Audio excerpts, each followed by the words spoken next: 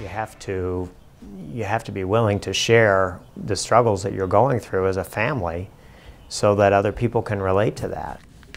A family shares its struggles so others don't have to go through the pain of losing a child to suicide. Good evening, everyone. In Hamilton County this year, 5 young people, ages 18 and under, have taken their own lives, and that compares with 6 in all of last year. The youngest was just 12 years old. The rise in teen suicides is a national problem. Cyberbullying and mental illness are being blamed. Local 12's Deb Dixon talked with a family who believes if they knew last year what they know now, their son would be alive. This is Rob, Jack, Will.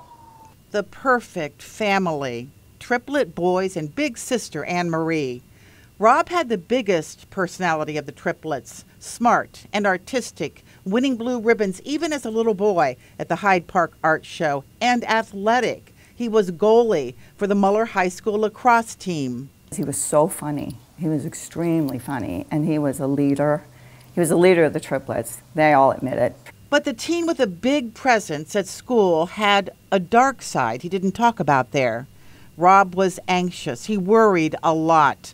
Fighting anxiety can be exhausting. Rob even had quiet places at home where he'd go to pull himself together.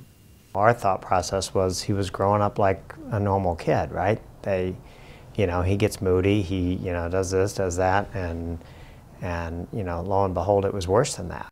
After a false ADD diagnosis, Adina Moeller told the Grahams Rob seemed depressed. He started seeing a therapist and taking antidepressants.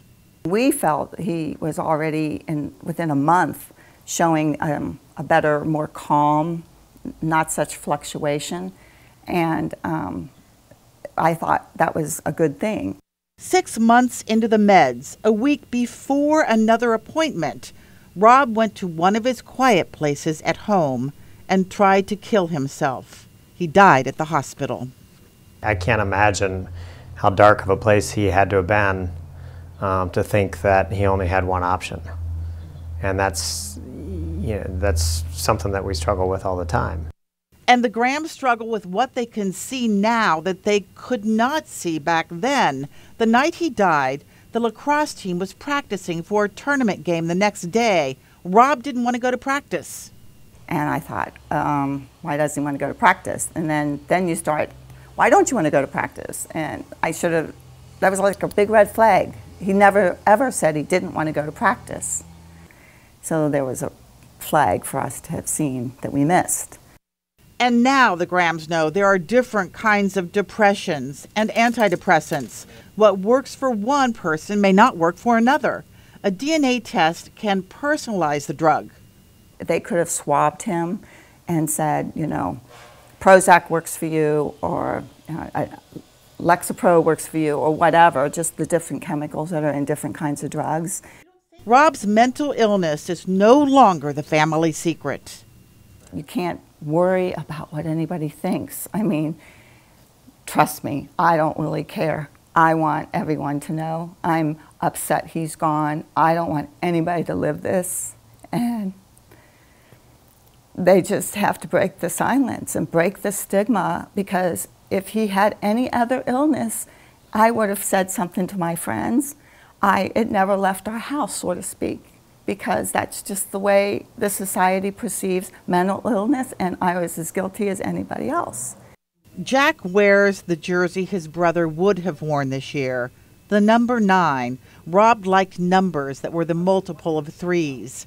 Jack will graduate from Moeller Thursday. Will graduates from St. X.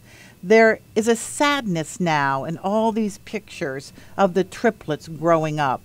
There will never be another one. So now they have to live with knowing what they believe could have saved him back then. There's so much guilt involved in this. How strong this family is to be able to go public with this to try to help other people. What's interesting, they have a G. Robert Graham Foundation that raises money for suicide prevention education, and tomorrow at 5:30 I'm going to one of those classes. It's a children's hospital class. I'm telling you, when you see this, you will know it is saving lives. Look forward to it. Thanks, Deb.